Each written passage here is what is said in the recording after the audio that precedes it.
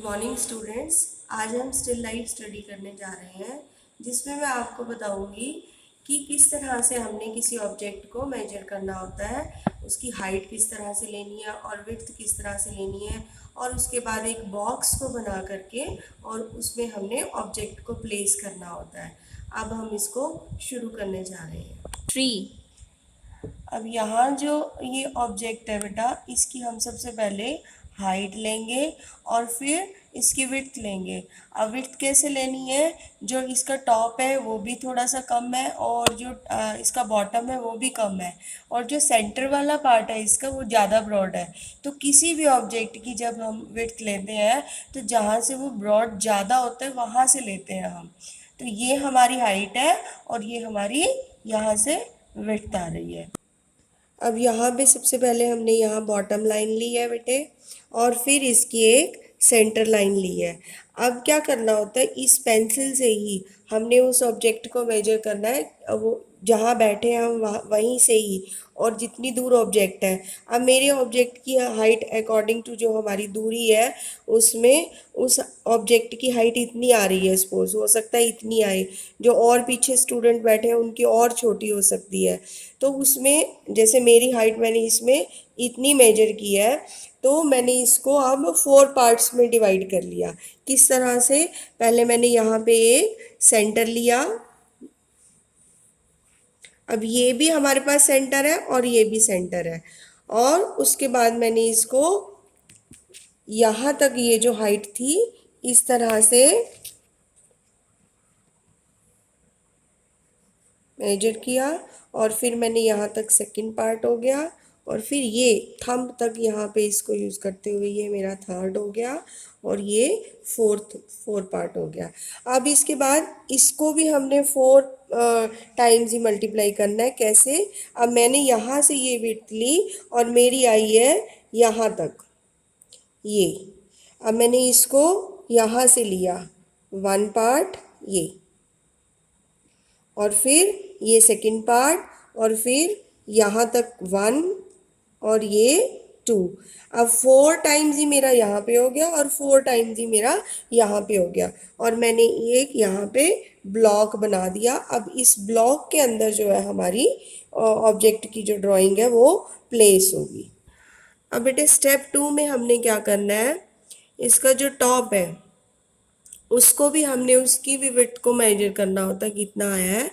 तो यहाँ से लेकर के वो यहाँ तक है, और ऊपर टॉप जो पार्ट था उसकी हाइट कितनी है वो यहाँ तक है। फिर एक नीचे और पार्ट है उसकी यहाँ तक है, यहाँ तक हमने जो उसका ऊपर टॉप वाला पार्ट है उसको बनाना है। अब किन्हीं स्टूडेंट्स ने मेरे से सवाल किया कि मैम हमारी एक साइड की शेप जो है वो दूसरी साइड के इक्वल नहीं आती है, तो सेम नहीं होती है। तो उसको किस तरह से बनाना है बेटे, पहले हमने एक साइड की शेप को बना करके फिर दूसरी साइड की शेप को बनाना है। वो किस तरह से बनाएंगे हम, ये बेटे अकॉर्डिंग टू हाइट थोड़ा सा ऊपर ज़्यादा बड़ा भी हो सकता है और थोड़ा सा ज़्यादा चौड़ा भी हो सकता है और थोड़ा कम भी हो सकता है। तो वो जब हम किसी ऑब्जेक्ट की ड्राइंग कर रहे होते हैं तो जो उसका मेन करेक्टर होता है, अगर हमें लगता है कि इस बॉक्स में नहीं फिट हो रहा तो थोड़ा सा उसको ऊपर नीचे हम कर सकते हैं।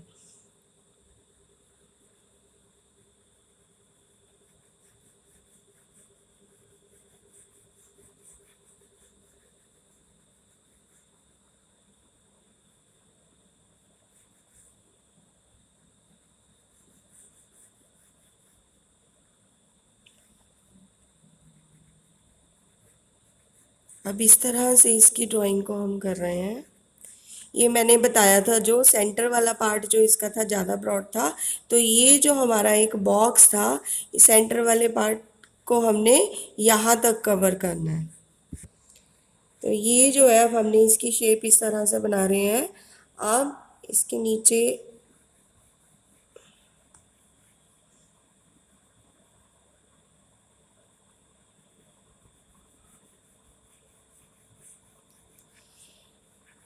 अब ये जो एक साइड हमारी बन गई है, आप चाहे तो ये जो सेंटर लाइन है इसको हम इस तरह से मेजर कर सकते हैं। देखो बेटा, यहाँ से यहाँ तक और फिर यहाँ से यहाँ तक, ये इस तरह से एक लाइन ये हो गई हमारी, और फिर यहाँ से फिर से ले लो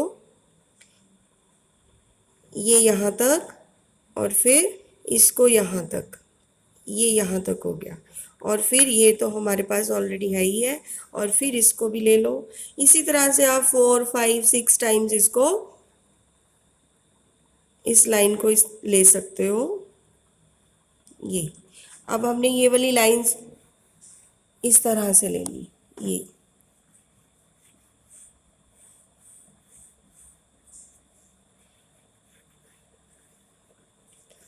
अब ये जो हम इस तरह से कर रहे हैं बेटे, इसके बाद आपको प्रैक्टिस की भी ज़रूरत पड़ेगी। विदाउट प्रैक्टिस आप इसको इस तरह से कंप्लीट नहीं कर पाओगे बेटे, प्रैक्टिस तो ज़रूरी है उसमें।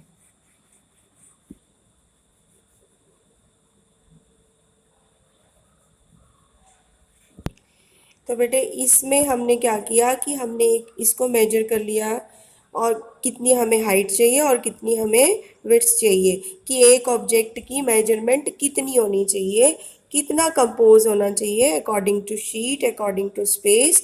और थर्ड स्टेप में आकर के जहाँ भी हमें लाइंस की थोड़ी कमी दिखाई दे रही है, या लाइंस की जो शेप है कि कहाँ से गलत हो रही है, उसको हम थर्ड स्टेप में आकर के कंप्लीट कर लेते हैं बेटे।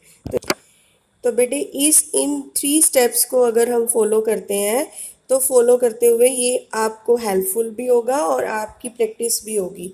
और मैं चाहूँगी कि आप अब अपने घर पे इजी से इजी जो भी एक आपको ऑब्जेक्ट के लिए, ड्राइंग के लिए जो ऑब्जेक्ट आप लोगे, लाइक ग्लास, अगर आप उसको स्टडी करते हो तो वो आप इजीली कर पाओगे।